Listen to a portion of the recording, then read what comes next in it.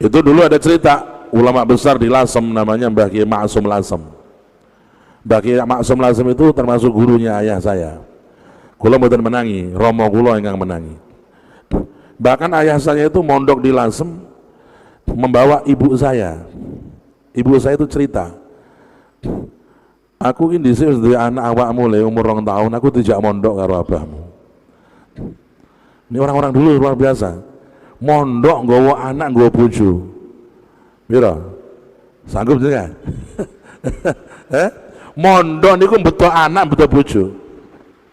Saking senenge ilmu, saking gandrung nang ilmu niku mondok nggawa anak nggawa bojo. Ya ngontrak rumah di sana kecil untuk sama istri. Kadang-kadang kalau pondok itu lagi kosong ya bisa minta kamar satu untuk sama istri, kiainya ngasih izin ya. Bahkan ada Kiai Dimyati Banten, ya tahu, Syekh Kiai Dimyati Banten Pandeglang, itu beliau mondok bawa istri, anaknya sudah banyak. Ayah saya cerita waktu mondok di Lasem itu ketemu dengan Mbah Kiai Dimyati juga. Mbah Kiai Dimyati bawa berapa anak beserta istrinya mondok di Lasem. Abah saya itu bawa anak satu baru saya. Itu orang-orang dulu mondok seneng. Ada istilah pondok sepuh. Ada pondok sepuh itu pondok untuk orang-orang yang sudah sepuh ngajinya, yaitu berthariqah. Kalau mondok 40 hari cukup, nanti pulang. Tapi selama 40 hari nggak boleh mikir macam-macam. Handphone dirampas. Waduh. Nek krungu handphone dirampas langsung gak sida mondok arek-arek. Ya, termasuk orang tua-tua ya. Itu kalau kita mondok namanya mondok sepuh, itu isinya adalah amaliyah tirakat. Dari mulai bangun tidur sampai kita tidur diatur jadwal kita. Bacaan Qur'annya, zikirnya, wiridnya, kitabnya, fikihnya, ya, amaliyahnya, thariqah. Ya, ada namanya tawajjuhan, ada namanya tirakatan. Ada satu cerita menarik tentang Mbah Kiai Maksum. Mbah Kiai Maksum itu suatu ketika beliau punya nazar kepada Allah dalam berdua dengan Allah. Dia menazar, ya Allah, saya berjanji kepadamu, saya kepingin bangun masjid 40 masjid. Berjanji kepada Allah,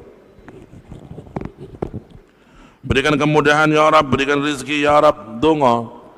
Biasa orang kalau mau mendapatkan dari Allah yang besar, caranya niat yang besar. Kalau kita tuh niatnya hanya untuk diri kita, untuk anak kita, selesai, sudah dapetnya sedikit. Niatkan yang besar supaya kita dapat dari Allah itu yang besar-besar.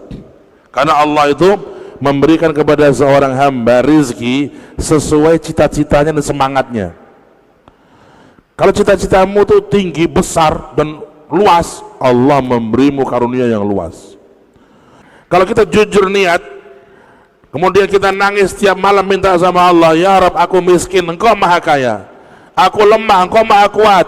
Aku nggak punya jalan, Engkau memiliki jutaan jalan. Berikan jalan ya Rabb. Aku sudah niat, aku sungguh-sungguh ya Rabb. Loh, gampang. Allah nak berkepingin nak kun fayakun. Gini bagai? Kun fayakun Allah niku.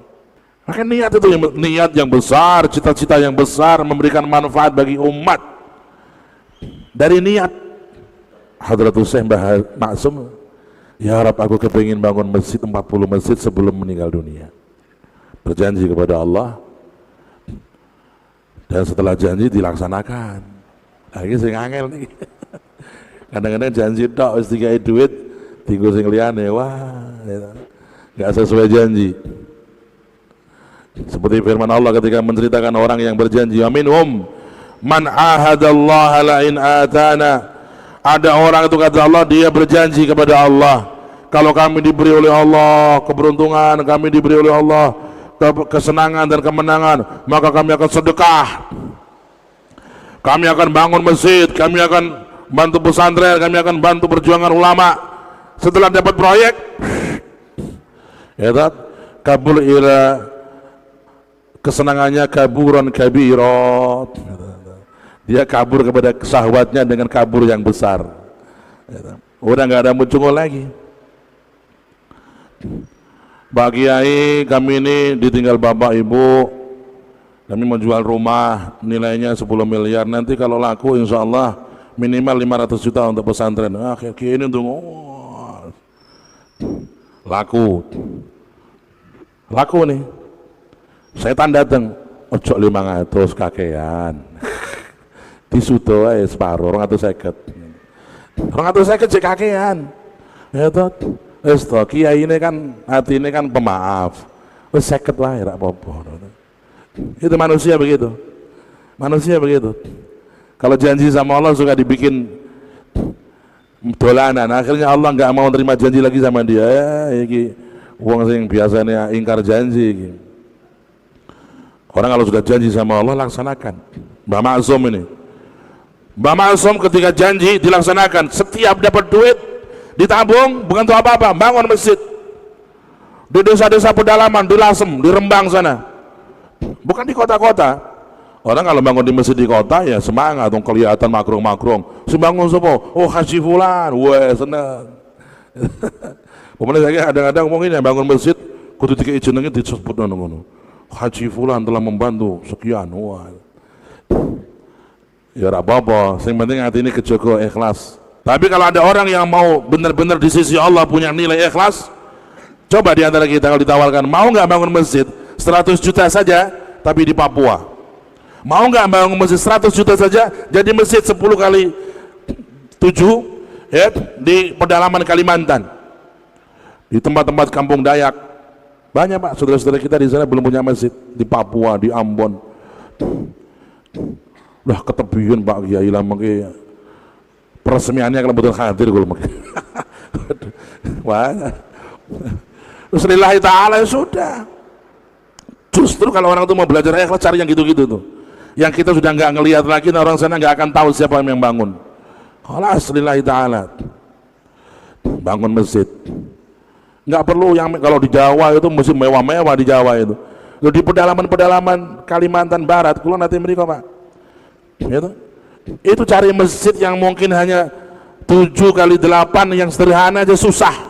Maka jenengan itu orang yang punya kelebihan harta bisa itu bangun masjid.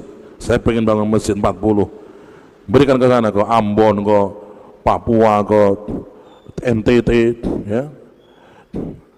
Nggak ada yang tahu Pak Kiai, nggak apa-apa, malah bagus.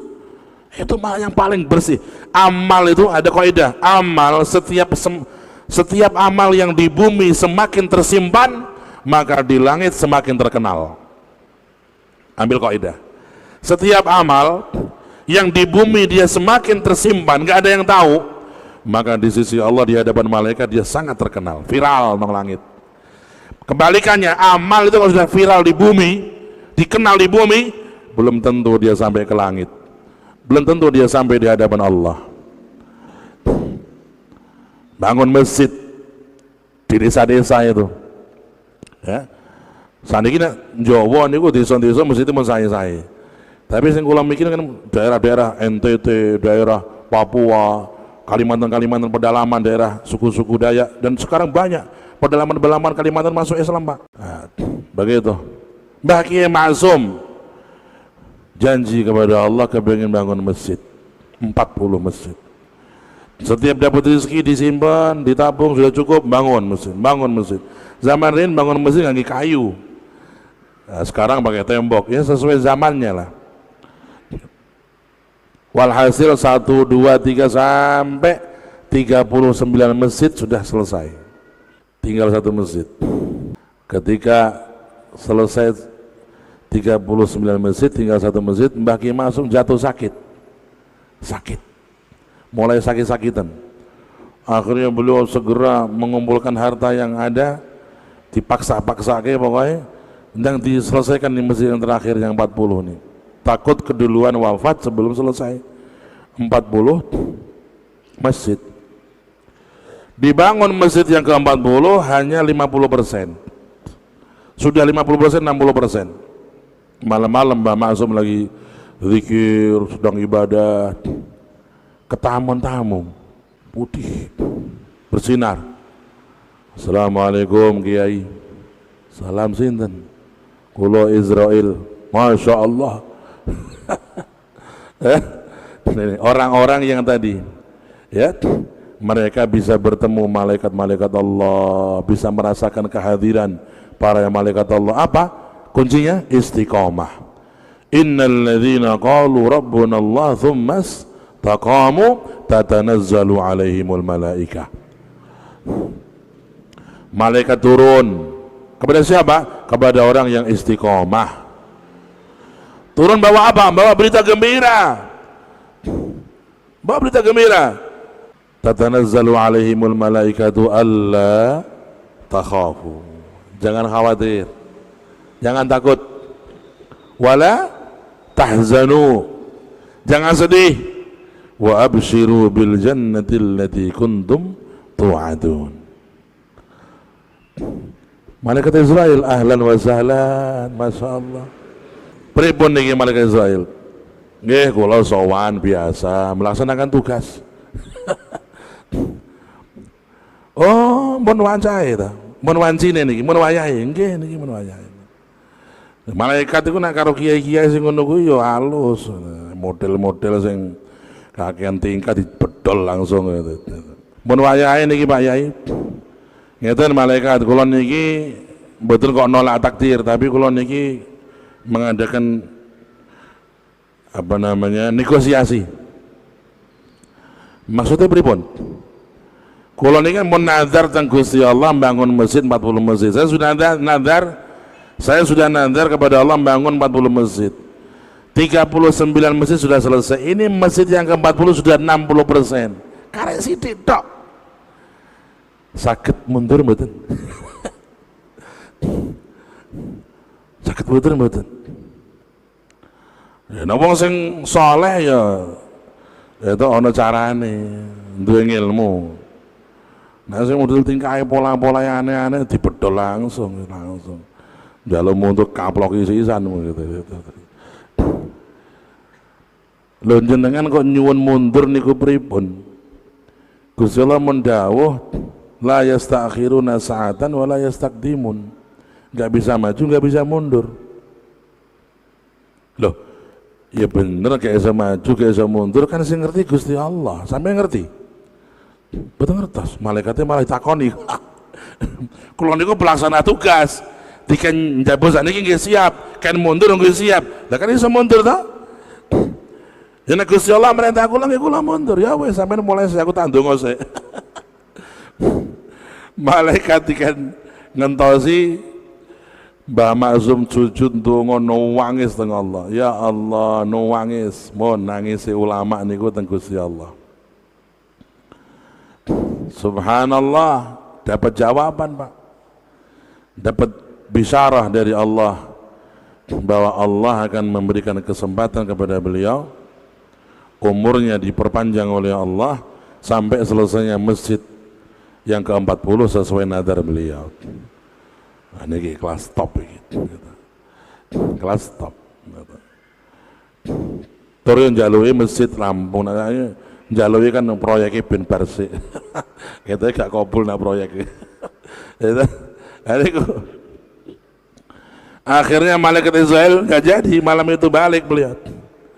Sampai selesainya masjid yang dinadarkan oleh Mbah Kiai Maksum rahimahullah radhiyallahu anhu, akhirnya Allah mewafatkan beliau dalam keadaan yang indah, yang baik radhiyallahu anhu. Ini cerita tentang orang-orang yang beramal dan beristiqomah. Maka kita harus minta kepada Allah istiqomah itu, selalu nangis tiap malam minta istiqomah, istiqomah, istiqomah. Karena yang paling berat kalau kita mau jujur adalah istiqomah.